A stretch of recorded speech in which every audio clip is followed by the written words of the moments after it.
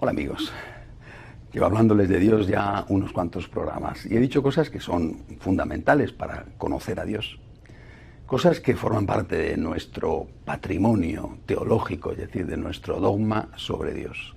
Dios existe, Dios es creador, Dios es el Todopoderoso. Dios pone orden en las cosas, no abandona a las criaturas que ha creado a su suerte. Dios, aunque no nos guste, Dios es justicia, pero no es malo para nosotros, aunque nos inquiete un poco.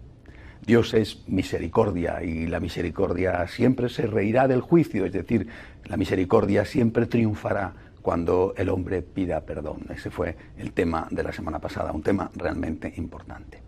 Pero no he terminado de decir todas las cosas que nuestra fe confiesa sobre Dios.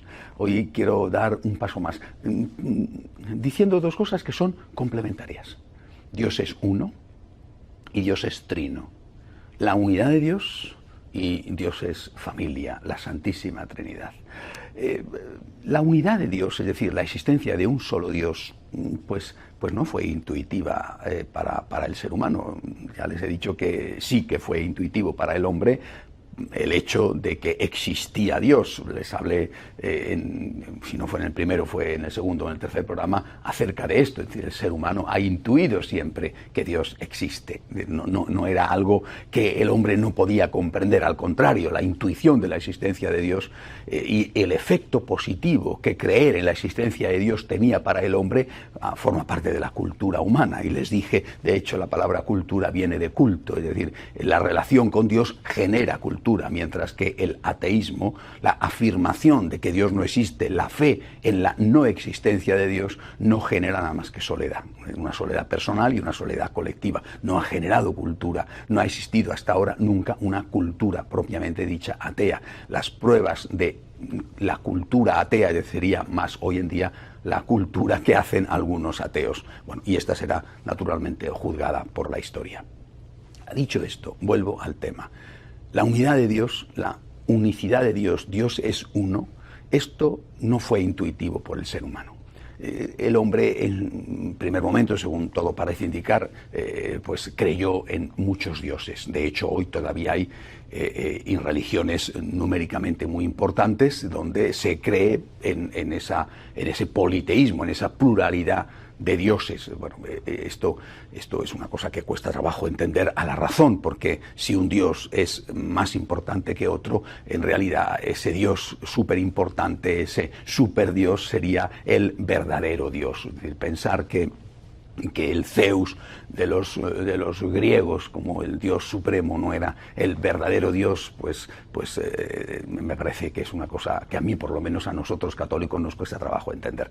Pero en todo caso, aunque quizá dicen algunos estudiosos que hubo algún síntoma de monoteísmo, de creencia en un solo Dios antes ya de Abraham, dicen que a lo mejor en la época de Akenatón, con la adoración del dios Sol en Egipto, pero en realidad la fe en la existencia de un único Dios forma parte de lo que llamamos revelación, es decir, a Dios le podemos conocer a través de la razón, es posible conocer la verdad, pero complementamos el conocimiento sobre Dios a través de lo que el propio Dios nos enseña. Eso es la revelación. Dios se nos muestra a sí mismo. Dios nos dice cosas sobre Él que nuestra razón no es capaz de llegar a conocerlas por sí misma. No cosas irracionales, sino cosas que están más allá del alcance de nuestra razón y que cuando el Señor nos las dice, las vemos, las entendemos y nos parecen de hecho completamente lógicas. Por ejemplo, en este caso, la unidad de Dios. Hay un solo Dios. Es, repito, Dios el que se lo revela a los hombres a través de aquel Abraham que va a ser el que inicie la gesta de la formación del pueblo elegido, el que después será conocido como pueblo de Israel. La fe en el único Dios es un elemento constitutivo de ese pueblo de Israel. Existe un solo Dios y además este Dios, esa revelación se va a ir completando. Este Dios que existe es el Dios creador, es el Dios todopoderoso, pero es un Dios fiel. Este único Dios es un Dios con el cual se puede tratar. No es un Dios caprichoso. Mientras que los dioses de los paganos, recordemos la mitología griega, la mitología romana, las mitologías escandinavas, son dioses caprichosos, dioses que se enfadan y nadie sabe por qué, dioses que a veces se enamoran de seres humanos, de mujeres o de hombres, y los raptan y tienen con ellos aventuras libidinosas. El Dios que se revela a Abraham, el Dios verdadero, no tiene nada de eso. El Dios verdadero es alguien, podríamos decir, de palabra, es decir, es alguien de quien te puedes fiar, es alguien con quien se puede hacer una alianza. El concepto de alianza va inmediatamente unido al concepto de revelación del único Dios. Y por eso Dios le va a proponer a Abraham un pacto, una alianza, y le va a decir, mira, si tú me respetas, si tú me adoras solamente a mí, yo te voy a dar la tierra, te voy a dar una descendencia numerosa, yo te voy a cuidar. Esto es el primer pacto.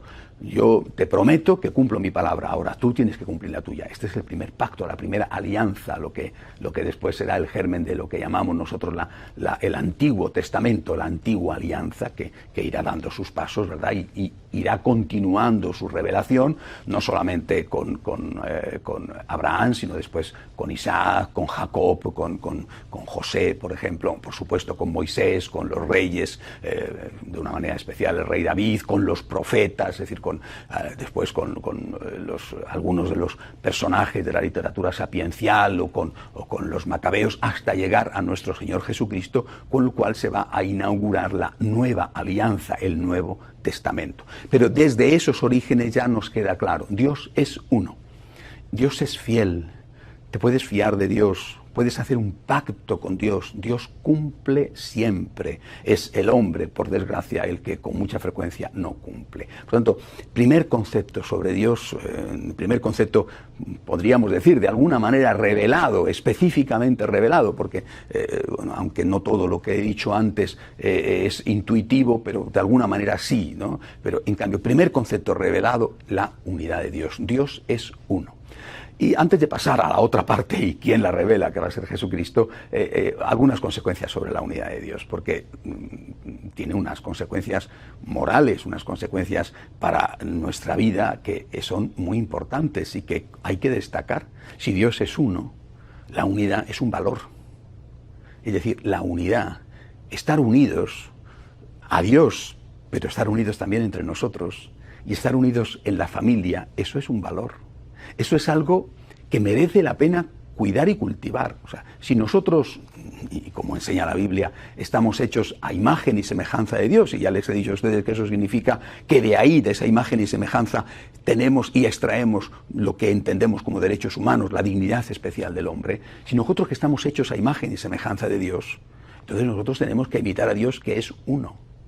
Tenemos que trabajar por la unidad.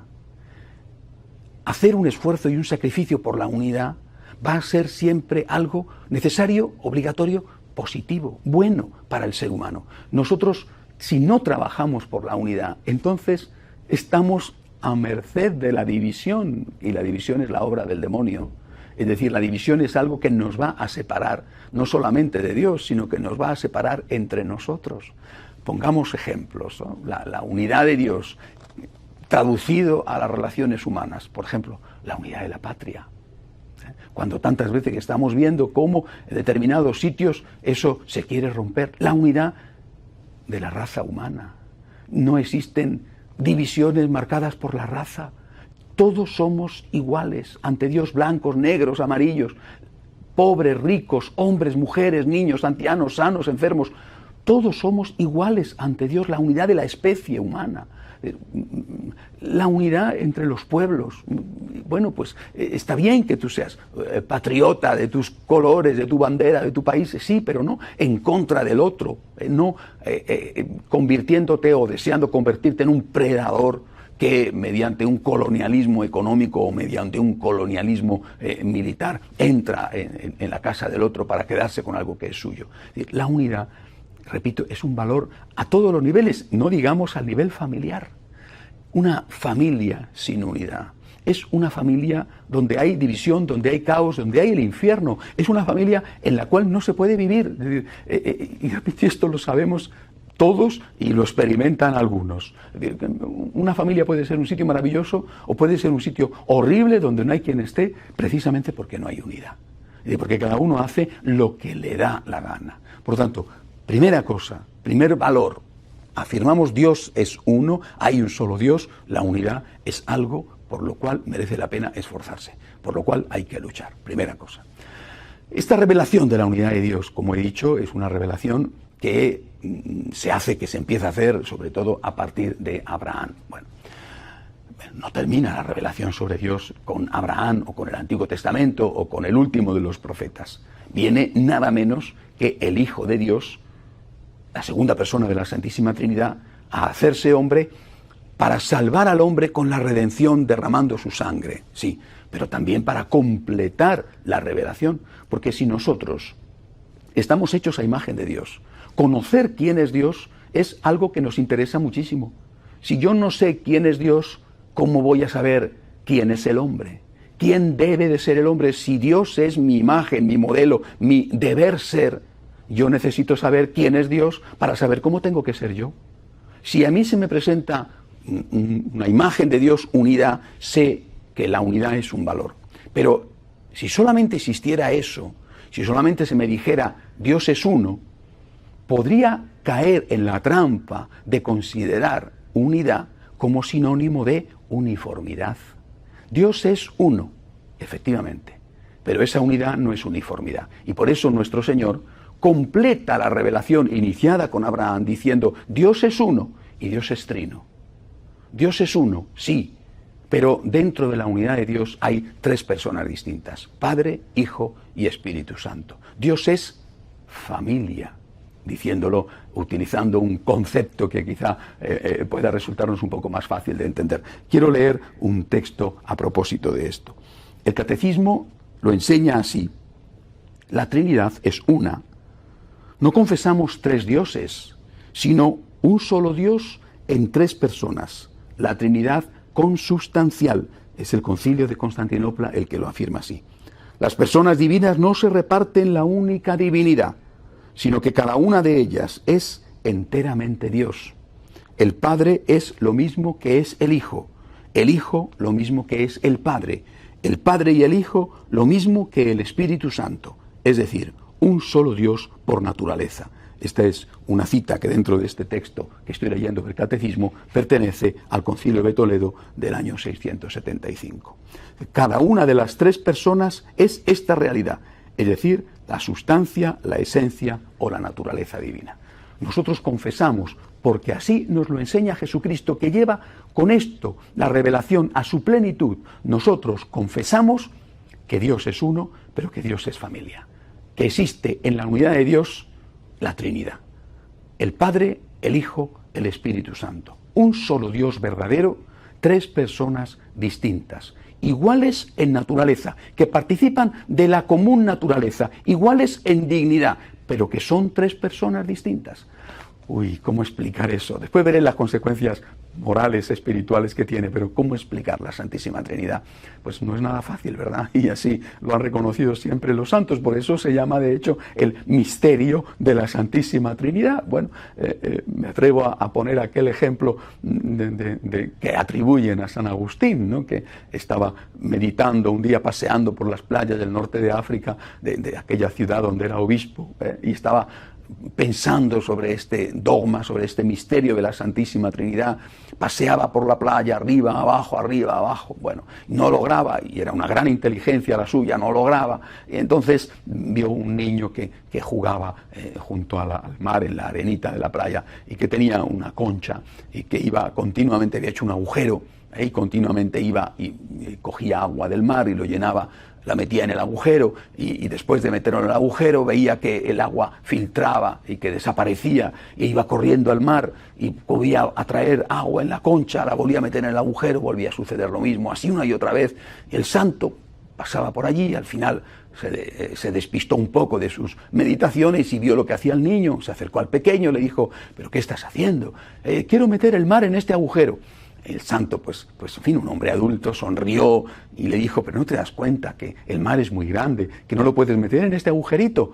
Y entonces el niño dice la tradición, que le contestó: ¿y no te das cuenta que Dios es muy grande y no lo puedes meter en el pequeño agujero de tu cabeza?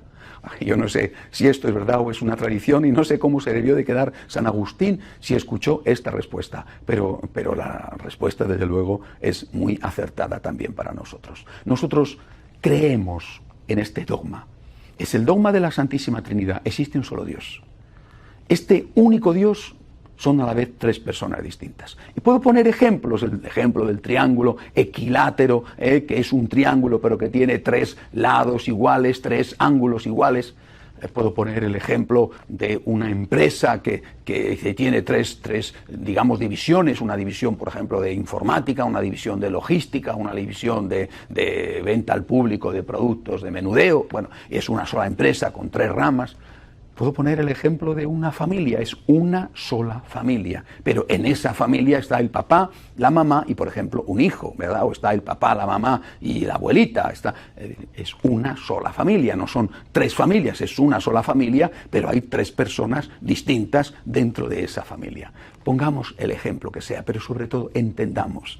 Es muy importante, acudamos a lo de San Agustín, entendamos que Dios es Dios, que no le podemos reducir a nuestras pequeñas condicionantes mentales de inteligencia al fin limitada de una criatura de Dios. De hecho, sinceramente, hace mucho tiempo que me di cuenta de que si lo entendiera todo sería una mala cosa, porque no es que yo sería muy listo, sino que Dios sería muy pequeño. Es decir, si Dios, el Creador, el Todopoderoso, el Omnipotente, pudiera entrar en mi pequeña inteligencia o en la inteligencia de cualquier hombre, sería sospechoso, porque indicaría que ese Dios es una creación del hombre. Una de las garantías de que Dios no lo hemos creado nosotros, sino que existe y es Él el que nos ha creado, es que nunca le podremos entender del todo. Y esto se aplica de una forma especial a este dogma de la Santísima Trinidad.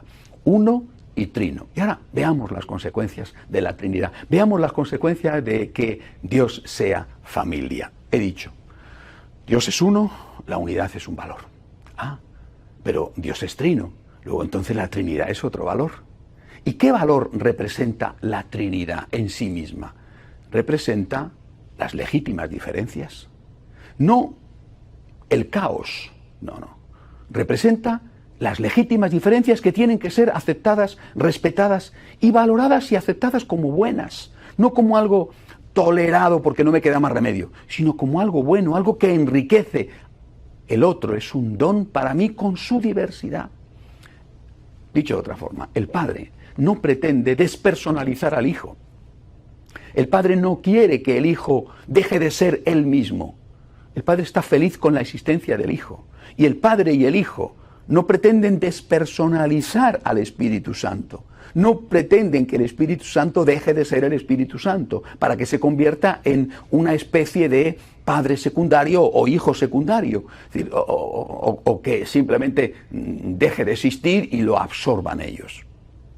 La lección de la Santísima Trinidad es la lección de que la diversidad es un don no solamente para el que es, sino para el otro.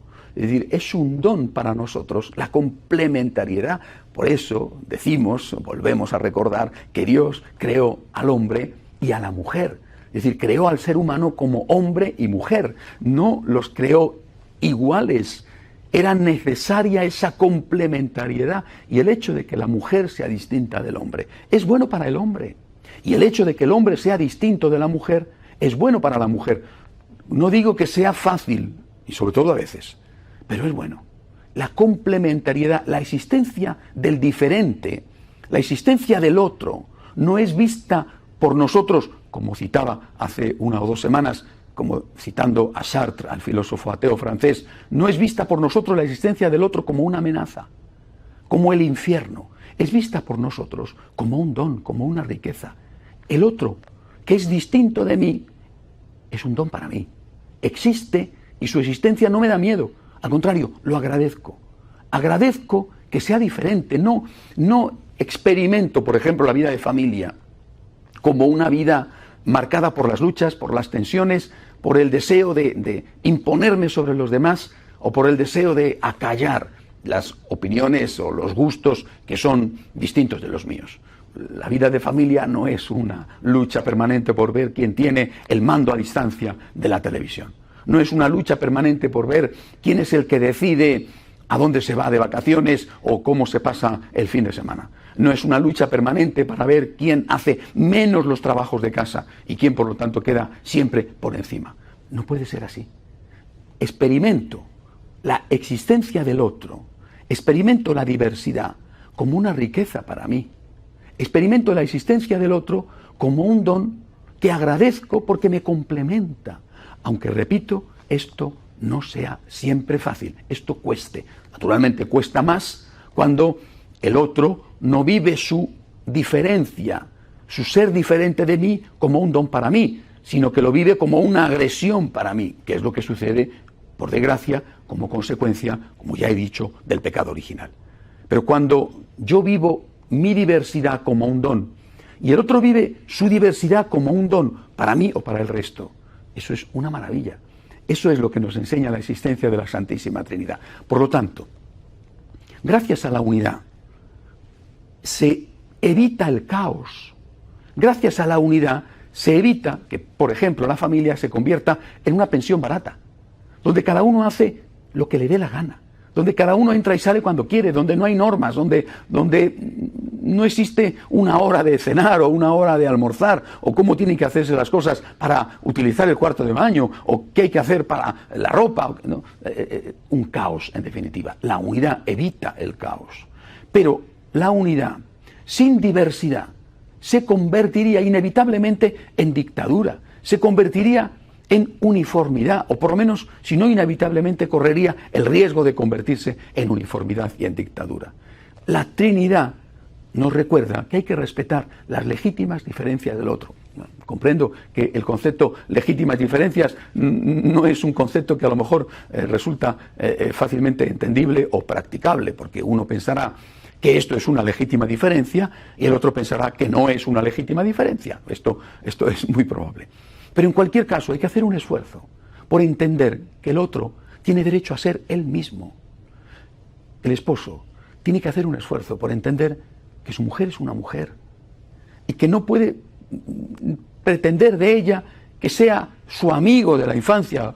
Es una mujer, es su esposa, podrá ser su amiga, pero como mujer no puede despersonalizarla, no puede, digamos, desfeminizarla.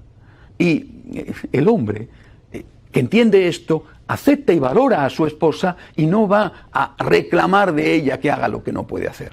Exactamente igual la mujer con el hombre.